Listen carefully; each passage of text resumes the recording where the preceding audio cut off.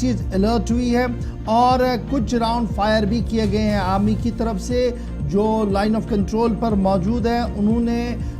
एक suspicious moment LOC के नज़दीक देखिए, मुश्तबह हरकत देखिए, जिसके बाद वहाँ पर कुछ राउंड फायर भी चले हैं। ताहम इब्तिदाई खबरों के मुताबिक अभी फौरी तौर पर ये पता नहीं लगा है कि क्या इस फायरिंग के तबादले में दरअंदाज मारे गए हैं या क्या कुछ हुआ है। ताहम इस वसी इलाके का इस वक्त बड़े पैमाने पर ऑपरेशन जो है वो जारी है।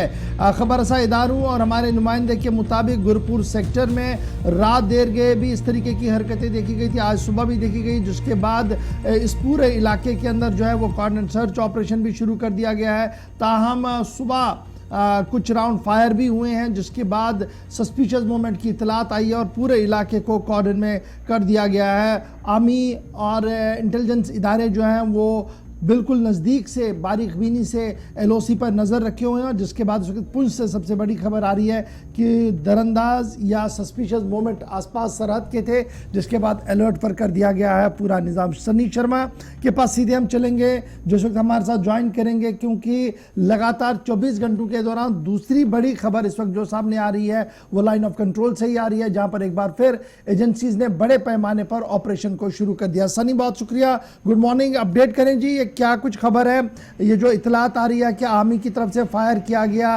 क्योंकि कुछ मुश्तबह नकल हमल जो है वो देखी गई थी सरहद के आसपास इलाकों के अंदर लाइन ऑफ कंट्रोल पर, जिसके बाद पूरा इलाका इस वक्त अलर्ट पर है। और आपको बता दूं कि रात को 9:30 बजे लगभग ट्रेड सेंटर के आगे जो एलओसी है वहां पर 3 संदिग्ध जो है वो देखे गए और उन्हें जब सेना की तरफ से रुकने के लिए कहा गया तो उन तीनों ने जो है सेना के ऊपर जो है वो गोलीबारी जो है वो शुरू कर दी। आपको बता दूं कि उसी गोलीबारी में सेना का एक जवान घायल हुआ था और बीती रात से ही पूरे इलाके को सेना ने कार्डन कर लिया था और वहां पर सर्च ऑपरेशन जो है वो शुरू कर दिया था। अभी तक भी वहां की अगर बात करें तो बड़े पैमाने पर जो है वो सर्च ऑपरेशन जो है वो चल रहा है।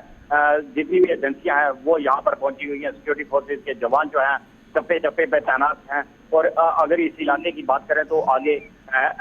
एलओसी पर इस समय एसएसपी पुंछ खुद इस समय वहां पर गए हुए हैं और आपको बता दूं ये वही इलाका है जहां से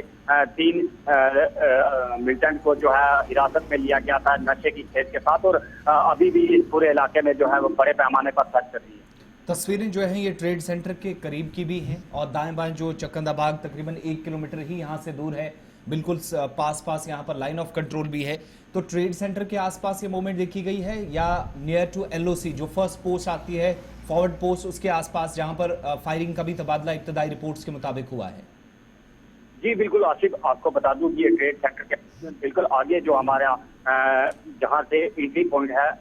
जहां से राह मिलन बस जो है उस ओर जाती थी, वहां के ये वाकया है। वहां पर जो है 3 लोगों को देखा गया था और जब उनको रुकने के लिए कहा गया तो उन्होंने सेना के ऊपर जो है वो गोलीबारी की है। जो खबर निकल कर आ रही है उसमें यही बताया जा रहा है कि सेना का एक जवान जो है बीती रात घायल हुआ था, जिसे आर्मी हॉस्पिटल में जो है वो एडमिट किया गया है। और अगर इस पूरे इलाके की बात करें तो बिल्कुल आगे तक अगर बात करें तो सेना के जवान जो है वो ही नजर आ रहे हैं और